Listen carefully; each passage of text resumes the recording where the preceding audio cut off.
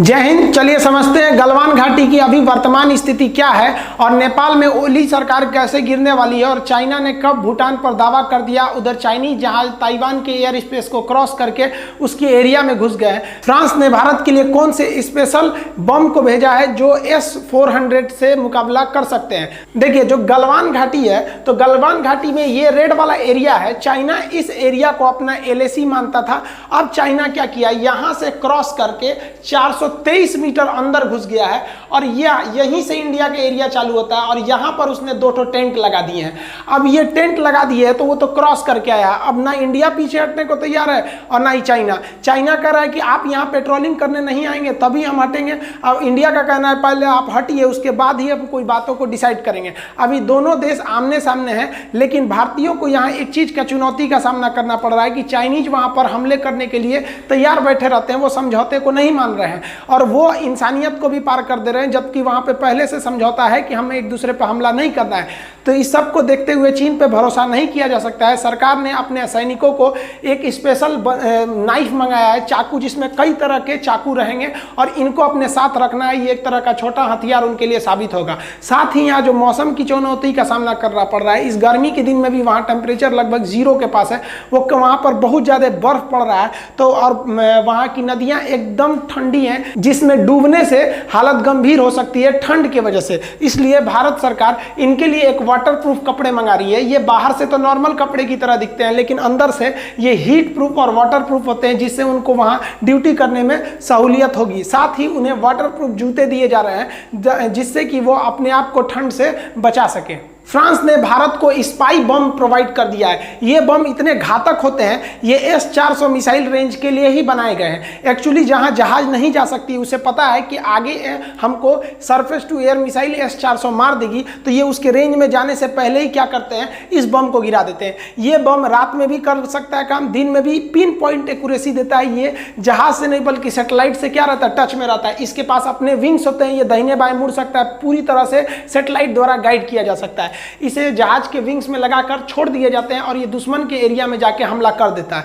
ये double layer होता है। अगर दुश्मन किसी मकान या मजबूत बंकर में है तो इसका पहला लेयर उस बंकर को तोड़ के अंदर जाता है, उसके बाद ये ब्लास्ट करता है। तो ये पहाड़ी एरिया के लिए एकदम बढ़िया बम है। ये दुश्मन को मारने के लिए एकदम सटीक है। दूर जहाज से ही छोड़ दीजिए, ये उड़ता हुआ वहां पे चला जाएगा और इतना छोटा होता है कि इसके रडार में फिगर भी नहीं आएगा। ये रडार में भी जल्दी पकड़ में नहीं आता है। फ्रांस की रक्षा मंत्री फ्लोरिसा पार्ले ने भारतीय रक्षा मंत्री राजनाथ सिंह को खत लिखकर भारत के वीर गति को प्राप्त 20 सिपाहियों के प्रति अपनी सहानुभूति दिखाई है और साथ ही उन्होंने कहा है कि फ्रांस भारत के हर विकट परिस्थिति में साथ है। भारतीय सेना का साथ फ्रांसीसी सेना हर स्थिति में देगी। ये भारत के लिए एक बहुत अच्छी खबर है। फ्रांस ने कहा है कि उसे युद्ध की स्थिति में जो कुछ भी जरूरत पड़ेगी, जिस तरह के हथियार की, उसकी सप्लाई फ्रांस द्वारा नहीं रोकी जाएगी। साथ ही अमेरिकी कांग्रेस में जिस तरह से भारत में संसद होता है जहाँ डिसीजन लिए जाते हैं, वैसे ही अमेरिका की संसद को कांग्रेस कहा जाता है। तो अमेरिकी संसद यानी कांग्रेस में प्रस्ताव लाया गया है कि जिस तरह से अमेरिका अपने सहयोगियों को, जिस तरह से फ्रांस हो गया, जर्मनी हो गया, ब्रिटेन हो गया, उसे घातक हथियार और एयरक्राफ्ट देता है, क्या हम भारत को नहीं दे सकते हैं? तो इस प्रस्ताव द्वारा भारत को F-22 जैसे स्टील्थ विमान और F-35 जैसे 5वीं पीढ़ी के उन्नत जहाजों को हमें मिल सकता है। ये अब तक आजमाया गया सबसे घातक एयरक्राफ्ट है। ये कई लड़ाइयों में भाग ले चुका है और F-35 इसकी सबसे बड़ी खासियत है, इसको चलने के लिए एयरपोर्ट की जरूरत नहीं है। ये वर्टिकल यानी एकदम ऊपर उड़ सकता है और यहीं से टेक ऑफ कर सकता है और साथ ही वो वर्टिकल लैंडिंग कर सकता है। अतः अगर ये प्रस्ताव पारित हो जाता है तो भारत को इतने जैसे घातक हथियार मिल जाएंगे। अब चाइना तुम लद्दाख में एयरपोर्ट बनाओ, चाहे तिब्बत में तुम एयरपोर्ट खोलो, जितना मन, ये कहीं उतर जाएगा। खेत में से उड़ सकता है, एक जगह से दूसरी जगह वहीं से जा सकता है। ताइवान चीन का विरोध खुलकर अब करने लगा है। ताइवान को दबाने के लिए, ताइवान के ऊपर एक मनोवैज्ञानिक दबाव बनाने के लिए यहां से चाइनीज एयरफोर्स ताइवान के एरिया में घुस गई। तो इसको देखते हुए ताइवान ने अमेरिका से मदद मांगी और अमेरिकी एयरफोर्स भी इसके काउंटर के लिए इसके अंदर प्रवेश कर गए। बाद में यहां से चाइना को पीछे हटना पड़ा। अतः चाइना के पास अभी टेंशन इधर भी बहुत ज्यादा है ताइवान के साथ और इधर जापान के साथ हालिया द्वीप को लेकर हो गया, जिसके बारे में हम वीडियो बना चुके हैं। इसलिए चाइना जो है अभी ये 2 एरिया में घिरते जा रहा है, एक इधर लद्दाख में और दूसरे इधर ताइवान के एरिया में। ताइवान जो है वो चाइना का विश्व मंच पर खुलकर विरोध करने लगा है। भारत को भी ताइवान का खुलकर साथ देना चाहिए अंतर्राष्ट्रीय मंच पर। चीन की ताकत का अंदाजा आप नाइजीरिया से आराम से लगा सकते हैं। अफ्रीका का देश एक नाइजीरिया, यहाँ एक आतंकवादी संगठन बहुत ही सक्रिय है, बोको हराम, आप नाम सुने होंगे। तो नाइजीरिया की गवर्नमेंट ने यहाँ पर इन पर हमला करने के लिए, आतंकवादियों से निपटने के लिए ड्रोन खरीदा था चाइना से। ये ड्रोन जो है हमलावर ड्रोन है। ये ड्रोन जब नाइजीरिया में गए थे तो ये ड्रोन वहाँ पर जाके कई जगह क्रैश होने लगे। नाइजीरिया की आर्मी ने कहा है कि भाई ये ड्रोन जो है, ये चाइनीज ड्रोन किसी काम के नहीं है, इसकी टेक्नोलॉजी उतनी अच्छी नहीं है। चाइना इसी के बदौलत डराता है कि भैया हमारे पास ड्रोन है, जहाज है, आपके ड्रोन की पोल पूरी दुनिया खोल रही है। देखिए पाकिस्तान का जो इधर का सबसे बड़ा राज्य है ये बलूचिस्तान, ये पाकिस्तान में रहना ही नहीं चाहता है। और एक्चुअली जो है पाकिस्तान यहाँ पर इतना ज़्यादा अत्याचार करता है, पाकिस्तान की आर्मी यहाँ पूरी तरह से अत्याचार करती है। बलूचिस्तान के लोग हैं वो चाइना का भी विरोध करते हैं, क्योंकि उनको पता है सीपीसी सड़क जो है वो ग्वादर बंदरगाह से आके मिलती है, इसलिए चाइनीज आर्मी यहाँ पर आ जाएगी। अब ये बलूचिस्तान वाले जो हैं ये अपने आप को स्वतंत्र कराने के लिए अपनी एक आर्मी बनाई है, रेबल्स आर्मी, जिसे कहते हैं BLA, Balochistan liberation army, BLA के विद्रोहियों ने पाकिस्तानी स्टॉक एक्सचेंज, कराची जो शहर है यहाँ पर है कराची, यहाँ पर ये सिंध प्रांत की राजधानी है कराची, तो ये जस्ट बलूचिस्तान से सटा हुआ है, ये कराची पर हमला कर दिया। अब कराची पे हमला करने से वहाँ कई से मासूम लोग भी मारे गए। हालांकि इस तरह के हमले किसी भी देश के लिए अच्छे नहीं हैं, कोई भी आतंकवादी हमला करता है तो मासूम लोग मारे जाते हैं। लेकिन अगर मान लीजिए किसी को भी हमला करना है या कोई भी चीज़ करना है तो एक होती चाहिए कि दोनों ओर से फोर्स होता है। पता चला इधर से बम मार दिए, वहाँ कोई मासूम लोग मर गए, तो ये बलूचिस्तान और पाकिस्तान का इंटरनल मैटर है, इसमें कई सारे निर्दोष लोग भी मारे गए हैं। हद तो तब हो गई जब ये इमरान खान बोलते हैं कि इस हमले का जिम्मेदार भारत है, और ये इनका स्टेटमेंट तब आया जब BLA के विद्रोहियों ने ये स्वीकार कर लिया कि ये बलूचिस्तान की ओर से किया गया हमला है, जब तक आप बलूचिस्तान को स्वतंत्र नहीं करेंगे तब तक ही हम आप पे हमला करते रहेंगे। बताइए भाई साहब को कौन समझाएगा? अभी भाई 3-4 शादी किए ही हैं, 1-2 और कर लीजिए, काहे आप देश के मामले में पड़ते हैं? आपके बस का नहीं है, आप आराम कीजिए, शादी ब्याह कीजिए, खामखा में देश में चक्कर में पड़ गए। इनको कौन समझाएगा? यहाँ पे भारत ने इनका विरोध किया कि आप ऐसे स्टेटमेंट क्यों देते हैं। पूरे विश्व में इनका थू हो गया कि भैया जब आपकी खुद की BLA ने एक्सेप्ट कर लिया कि हमला उसका है तो आप भारत पे आरोप क्यों लगा रहे हैं कि भारत ने किया, और हमको मारना होगा तो हम सीना पे मारेंगे। हम वैसे इंसान हैं हिंदुस्तान वाले जो सीने पे गोली मारते हैं और सीने पे गोली खाना चाहते हैं, पीठ पर गोली मारना तो हमने सीखा ही नहीं। अगर मारे रहते तो अब तक आप नक्शा से गायब हो गए रहते। देखिए पाकिस्तान जो है ना, इसका नक्शा किसके तरह मैच कर रहा है आप देख रहे हैं, असर भी थोड़ा थोड़ा मैच करेगा। तो अब पाकिस्तान जो है ना हर चीज चाइना की मदद से करता है। अब वो दिन दूर नहीं जब पाकिस्तान में चाइना की मदद से बच्चे भी पैदा किए जाएंगे, वहां चाइनीज प्रोडक्ट होंगे सब कुछ दिन में। पाकिस्तान ने चाइना का सपोर्ट करने के लिए POK वाले एरिया में 20,000 पाकिस्तानी आर्मी को डिप्लॉय कर दिया है ताकि भारत पर इसका दबाव बनाया जा सके। तो इससे भारत पर क्या दबाव बनेगा भाई? हम लोग को तो पहले से तैयार रहते हैं, क्योंकि हमको पता है कि चाइना से अगर हम लोग का कुछ होता है तो पाकिस्तान उस पर कुछ ना कुछ एक्शन लेगा ही। तो ये एक मनोवैज्ञानिक भारत पे दबाव बनाया जा रहा है। हालांकि इन लोग से तो लड़ने का बहुत पुराना अनुभव हम लोग को एक बार और देखेगा आदमी।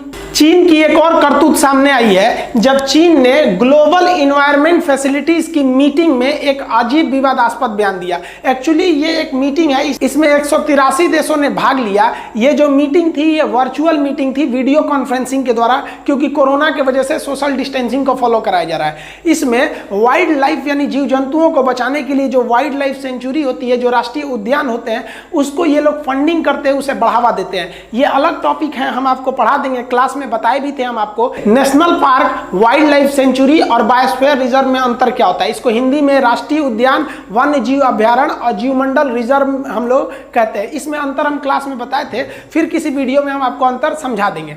तो ये लोग ऐसे क्षेत्र को बढ़ावा देने के लिए और जीव जंतुओं की रक्षा करने के लिए, पर्यावरण को बचाने के लिए रियो समझौता, जिसे हम लोग पृथ्वी सम्मेलन कहते हैं, उसके तहत उसे फंडिंग करते हैं। तो ये लोग भूटान, जैसे यहाँ देखिए आपको ये भूटान दिखेगा, भूटान की बाउंड्री ऊपर की ओर चाइना से लगती है, जबकि पूरब में अरुणाचल प्रदेश से लगती है। तो भूटान का एक जीवमंडल रिजर्व है जिसका नाम है साकटेंग जीवमंडल रिजर्व। तो साकटेंग के लिए ये लोग फंडिंग कर रहे थे, तो चाइना ने इस पर ऑब्जेक्शन कर दिया। चाइना कह रहा है कि नहीं, ये साकटेंग जो है ये डिस्प्यूटेड टेरिटरी है, विवादित क्षेत्र है चाइना और भूटान के बीच में। अब आप बताइए, चाइना यहाँ पर है, ये है चाइना, और यहाँ से यहाँ तक तो ये इंडिया है।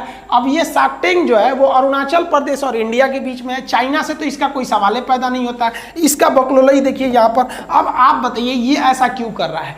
ये इसलिए कर रहा है क्योंकि हमारे देश के जो राजनेता है ना, इनकी गलती है।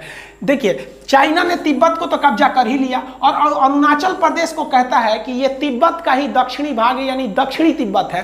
तो अतः दक्षिणी तिब्बत पर चाइना अपना अधिकार जताता है और उसी नाते ये कह रहा है कि ये वाला भी एरिया मेरा है। हमारे देश के राजनेता कभी भी इसका खुलकर विरोध ही नहीं किए। भैया सिंपल सी बात है, मोदी जी एक दिन में चाहे नोट बदल गया कि नहीं बदल गया, लॉकडाउन लागू हो गया कि नहीं हो गया, एक बार में हर चीज लागू हो जाता है। संसद में सीधी सी प्रस्ताव रखिए। भैया इंडिया की एक पॉलिसी है कि जिन देश के साथ भारत का सीमा विवाद है हम उनसे कोई भी तरह का व्यापार नहीं कर सकते हैं। अब WTO कहता है कि भाई आप व्यापार कीजिए, तो WTO क्या हमारे संसद से ऊंचा है? भैया आप हमसे सीमा विवाद मत रखिए, हम आपसे व्यापार करेंगे, सब का सब लोग ठीक हो जाएंगे। इधर पाकिस्तान का व्यापार अटक जाएगा, ससुरा भूखे मर जाएगा वहां से व्यापार नहीं करेंगे तो, और उसके बाद चाइना भी सुधर जाएंगे, जो नेपाल फंड उठा रहे हैं इनका भी मूल्य कुछ आ जाएगा। तो सरकार को एक इनिशिएटिव लेनी चाहिए, लेकिन पता नहीं क्या करते हैं लोग, सबसे बड़ा इन्होंने सॉफ्ट नीति अपनाते हैं। कभी भी सॉफ्ट नीति नहीं अपनानी चाहिए। Offensive is better than defensive. अब नहीं तो उसी का तो नतीजा है। देखिए तिब्बत कब्जा किया, उसका दक्षिणी तिब्बत अरुणाचल प्रदेश को कर रहा है, उस हिसाब से कर रहा है कि साक्टेंग जो है वो अरुणाचल प्रदेश का हिस्सा है, अरुणाचल प्रदेश चाइना का है। सीधा कहिए कि भाई भारत में कोई भी चाइनीज आएगा या कोई भी कंपनी आएगी या कोई भी नेता आएगा, उसे ये मानना पड़ेगा वन इंडिया पॉलिसी की पूरा कश्मीर भारत का है और पूरा अरुणाचल प्रदेश भारत का है। नहीं मानते हैं तो आप जाइए भैया, हमारे देश में ऑलरेडी 130 करोड़ लोग हैं, हम अपने से खुश हैं, नहीं जरूरत है किसी से व्यापार करने की। तो भारत ने इसका खुलकर विरोध किया है। हालांकि भूटान ने भी अपना संदेश भिजवा दिया है चाइना में कि यह पूरी तरह से उसका एरिया है। लेकिन आप सोच सकते हैं कि कितना यह खराब चीज है। और उस मीटिंग में जितने भी देश थे वो चाइना का विरोध किए हैं और बहुत से देश खुल के भारत के समर्थन में आ गए। चाइना कह रहा था कि इसकी फंडिंग नहीं दी जाए, इसके बावजूद उसको फंडिंग दी गई है, क्योंकि अब पूरी दुनिया चाइना के जो रवैया है उससे वाकिफ हो गई है। देखिए जो नेपाल बहुत कूद रहे थे, अब इनकी सरकार गिरने वाली है KP शर्मा ओली की, क्योंकि इन्हीं की पार्टी में खुद विरोध हो रहा है इनकी गलत नीतियों की वजह से। और ये अपनी छवि बचाने के लिए ये आरोप लगा रहे हैं कि भारत हमारी पार्टी के को गिराना चाहता है, भारत नहीं चाहता कि KP ओली की सरकार रहे। लेकिन इसमें जनता नेपाल की इतनी बेवकूफ नहीं है। आई होप आप समझ गए होंगे। नेक्स्ट वीडियो में हम समझेंगे कि टिकटॉक कैसे प्लान कर रहा है दोबारा भारत में एंट्री करने के लिए, और चीनी पनडुब्बियों को रोकने के लिए, उसके टारपीडो को मारने के लिए किस तरह से सक्षम होगा हमारा मारीच एंटी टारपीडो डिकॉय। मिलेंगे नेक्स्ट वीडियो में, तब तक के लिए जय हिंद।